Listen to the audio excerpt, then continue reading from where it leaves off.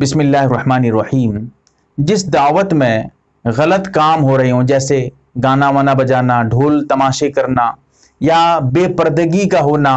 بہت سارے ایسی، جیسے آج کل ڈی جے وجے بجاتے ہیں، اس طرح کا ناچ واچ یعنی ڈینس وینس چلتا رہتا ہے، تو یہ سب جو غلط کام، شریعت کے خلاف کوئی کام ہو رہا ہو تو اس دعوت میں جانا، چاہے وہ شادی کی دعوت ہو یا کسی اور طریقے کی، جیسے عقیقے وغیرہ کی دعوت ہو یا ایسے ہی لوگوں کو کھلانے کے لیے دعوت کر دی گئی ہو، اس طرح کی دعوت، چاہے کسی بھی طرح کی دعوت ہو، تو اس طرح جہاں غلط کام ہو رہے ہوں، خلاف شریعت کام ہو رہے ہوں، اس طرح کی دعوت میں شریک ہونا اور وہاں پر کھانا کھانا اور وہاں جانا، یہ سب کیسا ہے، جائز ہے یا نہیں، کیا مسئلہ ہے؟ جیسا کہ آپ اگر مسئلہ دیکھنا چاہیں تو فتاوی عالمگیری میں جلد نمبر 5 صفحہ نمبر 343 پر بھی دیکھ سکتے ہیں۔ سب سے پہلے آپ یہ بالکل صاف کر دوں، کلیئر کر دوں، اگر پہلے سے علم ہے، کسی کو پہلے سے معلوم ہے وہاں پر اس طرح کے کام ہو رہے ہوں، تو اب چاہے وہ عالم ہو، چاہے وہ مفتی ہو، چاہے حافظ ہو، چاہے عام مسلمان ہو، عام آدمی ہو، اس کے لیے جانا ناجائز ہے، جائے گا تو گناہ ملے گا۔ رہا یہ کھانا پینے کی بات، وہاں سے کھانا کوئی بھیج دیا یا جا کے کھایا، جانا تو ناجائز تھا، جائے گا تو گناہ ملے گا ہی، لیکن یہ سب جو الگ سے کام ہے، الگ سے گناہ کے کام ہے، اس وجہ سے وہ کھانا جو پکایا گیا ہے وہ حرام نہیں ہوتا ہے، کیونکہ وہ حلال چیز پکائے ہیں، حلال جانور پکائے ہیں، اور اس پہ کوئی حرام چیز ایسی نہیں ہے ملی جس کی وجہ سے اس کو حرام قرار دیا جائے۔ یہ سب خارجی چیزیں ہیں، خارجی حرام کام ہے، اس وجہ سے وہ کھانا حرام نہیں ہوتا ہے، وہ کھانا حلال رہتا ہے۔ اگر کوئی کھا لیتا ہے تو حلال کھایا ہے، حرام کھایا نہیں، لیکن گیا تھا تو گناہ ملا، ناجائز کام کیا، جانا ناجائز تھا، سب کے لیے، پورے مسلمانوں کے لیے یہی مسئلہ ہے، چاہے بڑا ہو، چھوٹا ہو، غریب ہو، امیر، کوئی بھی ہو، ٹھیک ہے؟ ایک مسئلہ بالکل حل ہو گیا۔ دوسرا مسئلہ، پہلے سے معلوم نہیں تھا، جانے کے بعد پتا چلا کہ اس طرح غلط کام ہو رہے ہیں،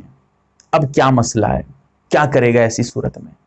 ایسی صورت میں کھانا تو حرام نہیں ہوگا، کیونکہ وہ تو حرام کھانا ہے نہیں، اس خارجی میں بتا چکا ہوں، خارجی کام سے وہ کھانا حرام نہیں ہوتا ہے۔ ہاں اگر کھانا ہی کوئی ایسا پکائے ہوں، کتے کا گوشت پکا دیا ہوں، یا ایسے وقت میں جو ہے مثال کے طور پہ دہیج لے کے آیا تھا، بیٹی والوں سے کوئی مانگ کے لے کے آیا تھا، ولیمے کا کھانا تھا، مثال کے طور پر مثال دے رہا ہوں، کوئی بیٹی والوں سے مانگ کے زبردستی لایا تھا 1 لاکھ روپے، مجھے 1 لاکھ روپے تو ولیمہ کروں گا، ورنہ ولیمہ بند کر دوں گا نہیں، زبردستی لایا، اور 1 لاکھ روپے جو مانگ کے زبردستی لایا تھا اسی پیسے سے کھلا رہا ہے،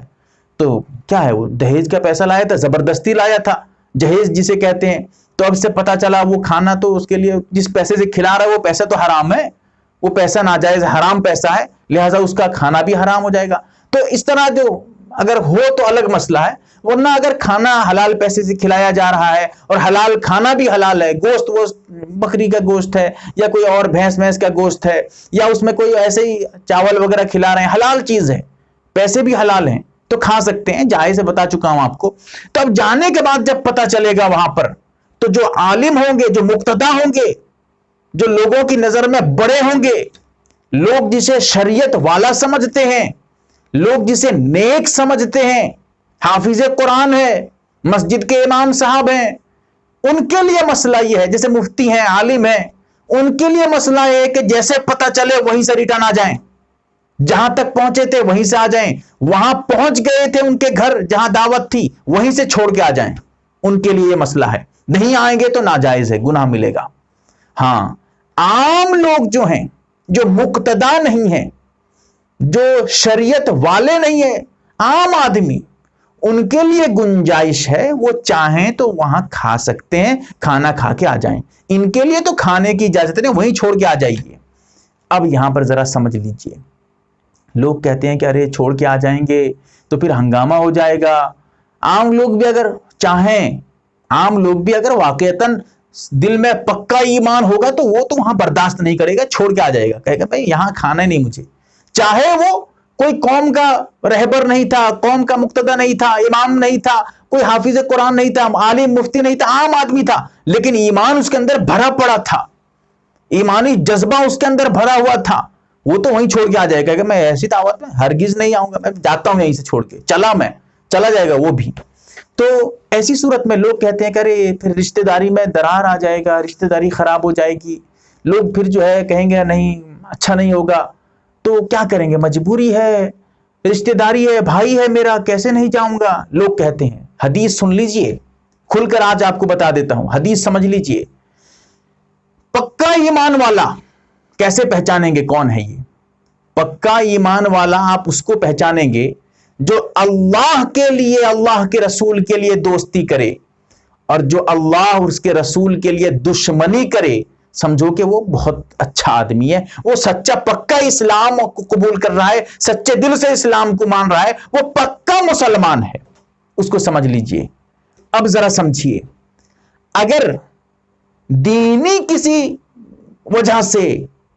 اللہ کے رسول صلی اللہ علیہ وسلم کا حکم توڑنے کی وجہ سے کسی سے آپ ناراض ہو جاتے ہیں, کسی سے بات چیت بند کر دیتے ہیں, کسی سے رشتہ داری ختم کر دیتے ہیں, شریعت کی وجہ سے, اسلام کی وجہ سے, قرآن و حدیث کی وجہ سے, سنت کی وجہ سے آپ کسی سے اس طرح رشتہ داری توڑ دیتے ہیں, کسی سے دشمنی اپنا لیتے ہیں, سمجھیے کہ آپ کا ایمان مضبوط ہے, آپ سچے پکے مسلمان بن رہے ہیں, آپ کے اندر ایمانی جذبہ ہے, اسی لیے آپ یہ کام کر رہے ہیں. لیکن سوچئے, آج کے دور میں دینی اعتبار سے کوئی بات ہو تو لوگ اس کو چھوڑ دیتے ہیں, دنیاوی حساب سے بات ہو جائے تو بہت سخت پکڑتے ہیں. شادی میں دعوت نہیں دیا تھا, کیوں نہیں دیا تھا؟ تیری شادی میں بھی نہیں جاؤں گا, چل رشتہ داری ختم, چھوٹی بات میں. جبکہ یہ دنیاوی باتیں ہیں, اس کی کوئی بنیاد نہیں, کوئی حقیقت نہیں. لیکن دینی اعتبار سے شادی میں وہ غلط سلط کام کر دے, لیکن یہ رشتہ داری بنا کے رکھے گا اس کے ساتھ. سوچیے آج دین کو ہم کتنے ہلکے میں لے رہے ہیں. تو صرف کہنے کا اتنا مقصد تھا کہ ہم اگر کسی سے ناراض ہوتے ہیں, رشتہ داری توڑ دیتے ہیں, تو یہ ہمارے لیے ایک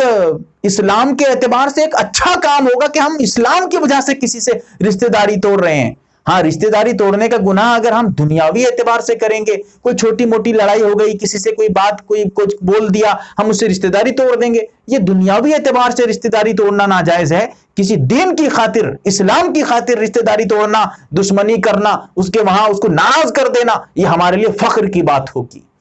آج ہم وعدہ کریں, یہ دل میں ارادہ کریں کہ ہم اسلام کو, شریعت کو سب سے آگے رکھیں گے. شریعت کی وجہ سے ہم کسی سے دشمنی کریں گے, شریعت کی وجہ سے دوستی کریں گے, ورنہ ہم دنیا کو بعد میں رکھیں گے, دین کو پہلے ہی رکھیں گے. یہ ہم پہلے پختہ ارادہ کر لیں, انشاءاللہ ہم سچے پکے مسلمان ضرور بن جائیں گے. اللہ ہمارے دل میں اسلام کی, شریعت کی, دین کی محبت ضرور ڈال دے گا, ہم اتنا اگر کر لیں گے. اللہ تعالیٰ سے دعا کریں کہ اللہ تعالیٰ سمجھنے کی توفیق دے. آمین یا رب العالمین. آپ دیکھ رہے ہیں MARB دینی معلومات